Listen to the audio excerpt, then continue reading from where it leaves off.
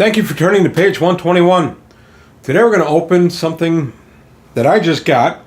This is the Traveler Utility Pack, blank character sheets and subsector map from Mongoose Publishing. This is for Traveler's Second.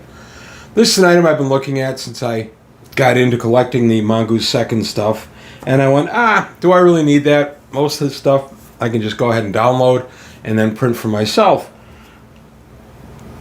So I was browsing around on a certain auction site, and I threw in what I considered to be a ridiculously low bid for this, and much to my surprise, I won. So I got it, and I've since been kind of rethinking whether this was a good buy or not. Right now, I'll go into my thoughts a little bit as I open it up. So it's brand new, still in package. As you see, it was reduced by 20%. Retail was $29.99. I got it for quite a bit less than that. But let's go ahead and take a look. So tearing off the cellophane, thus showing you it is brand new. Come on. Always a little tough. There we go. And I've had this now for about 5 days before I got around to being able to make this video. So I've been kind of anxious to open this up and see what I bought myself. There we go. Boy, cellophane can be amazingly strong at times. Okay, so we're inside. Let's take a look at the Traveler Utility Pack. This is published in 2021. And let's take a look. So we have... Oh, okay, it's a pad. That's kind of neat. And the inside cover is blank, and there's our subsector guides. And these all tear off. So if you want to make your subsectors, something I think most Traveler players have done at one point or another in their Traveler career. I used to make up a bunch of subsectors way back in the day. I think I still have them, and if I do, they're in storage and not readily available to me.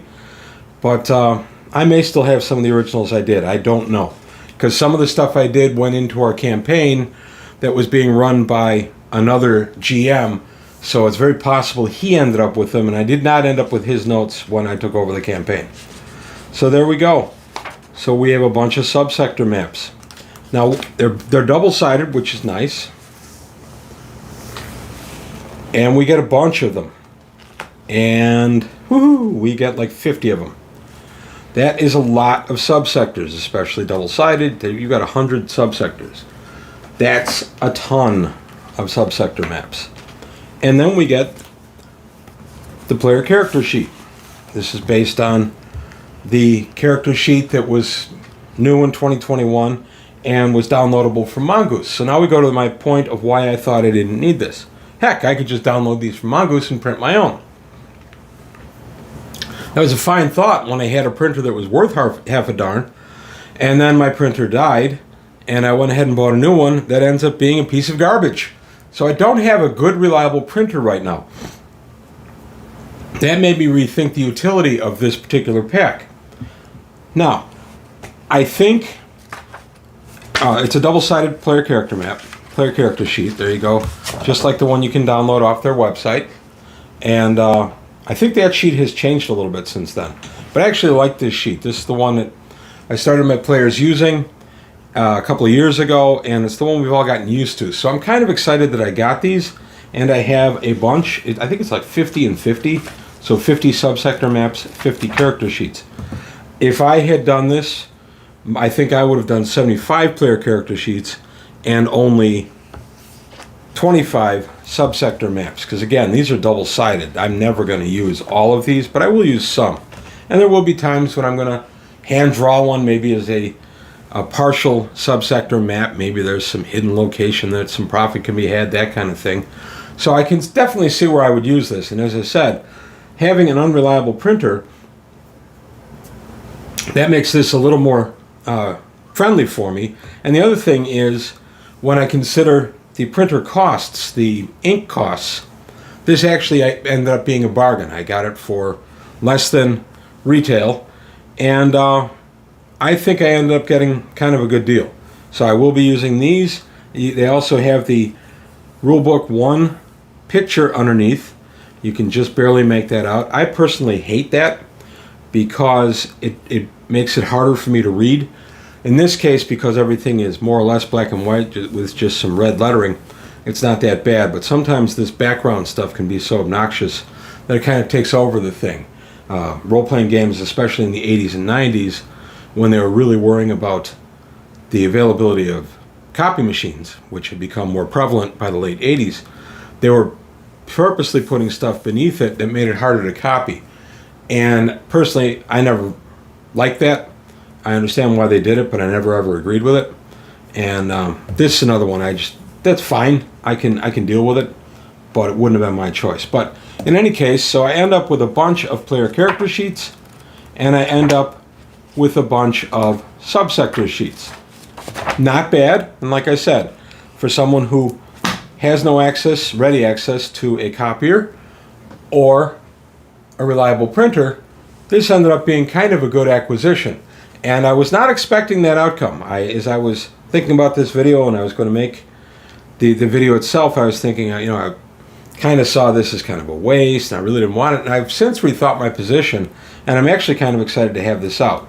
Because, like I said, now I've got the player character sheet that my players like and I like, and I can easily do it. There's the back, by the way. There's nothing to it. The inside back cover, I believe, is blank as well, with the idea being that eventually you'll tear all these out and the covers will kind of fall off anyway. So, in my case, this is worth it. I can see a lot of cases where this wouldn't be worth it, but in my case it is. I can use the character sheets out of here.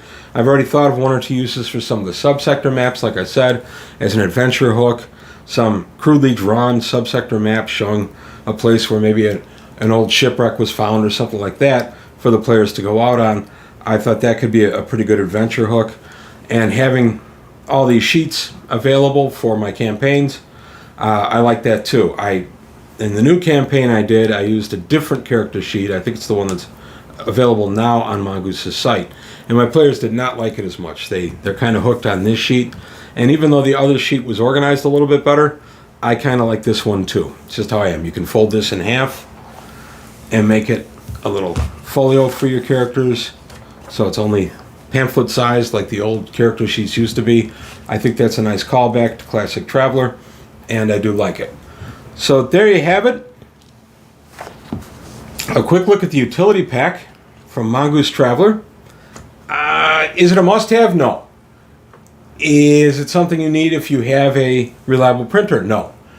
But that being said, I got it on a third-party place, and I did not pay retail for it. So that, and given my printer situation, I find this to be a good acquisition for my library, and I'm very, very happy to have it. So leave comments below. If you've bought this, let me know what you think about it. Was it good for you, or was it something that just you're not really going to use? Let me know in the comments below. Also, if you enjoyed the video, please like and subscribe. Tell your friends. Let's keep growing the channel. Please take a look at Patreon, see if you can help me out there. But that's all I've got to say today on page 121 about the Traveler Utility Pack from Mongoose. Thank you for watching, and I'll see you next time.